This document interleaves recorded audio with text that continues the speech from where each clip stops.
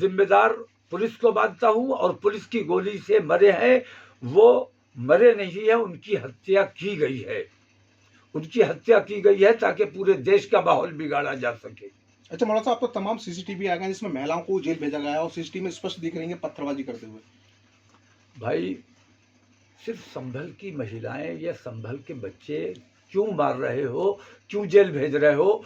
पूरे हिंदुस्तान के मुसलमान आतंकवादी हैं, देशद्रोही हैं, पत्थरबाज हैं। इन सारे मुसलमानों को जेल भेज देना चाहिए। आप थोड़ा थोड़ा करके क्यों कर रहे हो? एकदम करो, एक साथ करो। जो जो व्यवस्था हिंदुस्तान में बनी हुई है, ये जो नया सनातन आ गया है, सरकारी सनातन, ये हमारे देश को तबाह बर्बाद करने का काम करने वाला है। जो असल सनातन है वो हिंदू समाज के लिए, मैं बार बार ये बात कहता हूं कि जो असल सनातन है वो चारों शंकराचार्यों के पास है और वही उनके रास्ते में हिंदू समाज नहीं रह रहा है, बल्कि सरकारी सनातन।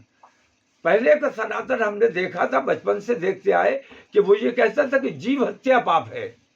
और आज का सनातन जो है, ये सरकारी सनातन जो है, वो ये कहता है कि मानव हत्या पुण्य का काम है। तो सनातन में इतना बड़ा फर्क आया है। आम हिंदू इस चीज को महसूस क्यों नहीं कर रहा है? आम हिंदू को इसके लिए आवाज उठानी चाहिए। अभी संभल का मामला शांत नहीं हुआ था और गरीब नवाज के पे भी बताया जा रहा है कि वो मंदिर है। अच्छा, तो ये कौन लोग हैं? ये क्या धर्म के बहुत बड़े ठेकेदार लोग हैं?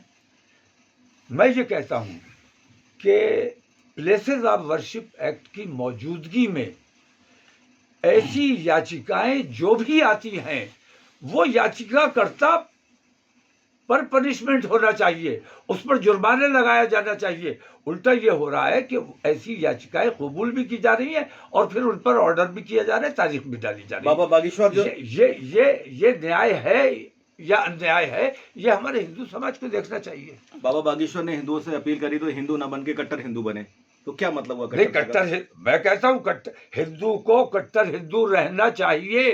कट्टर हिंदू का मतलब यह नहीं है कि दूसरों को काट डालो। कट्टर हिंदू का मतलब यह है कि हिंदू बन के रहिए, पक्के हिंदू बन के रहिए। कट्टर का मतलब उन्होंने ये समझ लिया कि दूसरों को काटिए। मैं कट्टर मुसलमान हूं और मैं मुसलमानों से कहता हूं कट्टर मुसलमान बन के रहिए।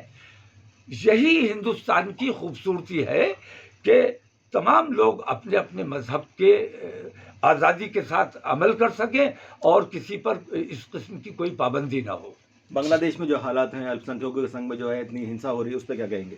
बांग्लादेश में जो कुछ भी सामने आ रहा है, जो कुछ दिखाया जा रहा है, मैंने तहकीक भी की है। कौन दिखा रहा है, ये है असल बात। कुछ वीडियोस मैंने ऐसी देखी जो संभल की हो ही नहीं सकती। अजब, इधर आ जाओ। कुछ वीडियोस मैंने ऐसी देखी हैं जो संभल की हो नहीं सकती। संभल की जो वीडियोस है उनमें पुलिस गोली चलाते हुए भी नजर आ रही, पुलिस पत्थर फेंकते हुए भी नजर आ रही। मैं ये कहता हूं कि मुसलमानों ने तो अपने घर बंद किए हुए पुलिस के डर की वजह से। मुसलमानों का कोई घर खुला हुआ नजर नहीं आया मुझे। और संभल को इस वक्त पूरी तरह कैद में रखा हुआ है। बाहरी कोई जाके वहां क्या हो रहा है देखना चाहे तो वहां देखने की इजाजत नहीं है। मैं परसों जाने की मैंने कोशिश की, मुझे बॉर्डर पर रोक दिया गया। अब मैंने सुना जुमे की नमाज का वहां ऐलान हो रहा है कि जुमे की नमाज लोग अपने घरों पर पढ़ें। यह कतई गैर शरई ऐलान है। वहां के उलमा इसकी इजाजत नहीं दे सकते, क्योंकि जुमे की नमाज में खुतबा होता है और जुमे की नमाज बाजमात होती है। जुमे की नमाज हर जगह पढ़ी ही नहीं जा सकती। जहां जुमा कायम है सिर्फ वहां जुमे की नमाज हो सकती है। तो लोगों, जामा मस्जिद से यह ऐलान करवाया जा रहा है। पता नहीं पुलिस के दबाव में पुलिस कर रही है या पुलिस के दबाव में वहाँ की इंतज़ामिया कमेटी कर रही है, लेकिन जो भी कर रहा है ये खिलाफ शरा है। जुमे की नमाज सिर्फ उस मस्जिद में हो सकती है जिसमें बाकायदा जुमा कायम है। जो संभल दंगे में जो 5 मौतें हुई हैं, उसके जिम्मेदार किसे मानते हैं आप?